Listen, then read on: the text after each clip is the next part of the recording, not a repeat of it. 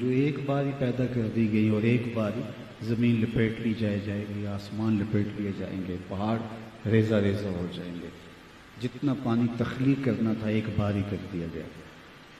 تو جتنے انسان تخلیق کیے جانے تھے وہ بھی یک بارگی تخلیق کر دیے جاتے اور ایک بار سب پر موت آ جاتی، لیکن یہ انسانوں کے بھلے کے لیے ایسا کیا کہ ایک دم سب کی موت نہیں ہے اور ایک بار ہی سب کی تخلیق نہیں ہے۔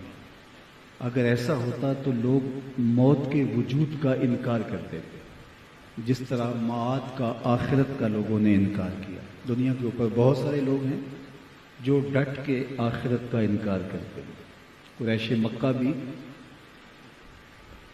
الوہیت کا، الہ کا، معبود کا انکار نہیں کرتے تھے، لیکن بتوں کو شریک مانتے۔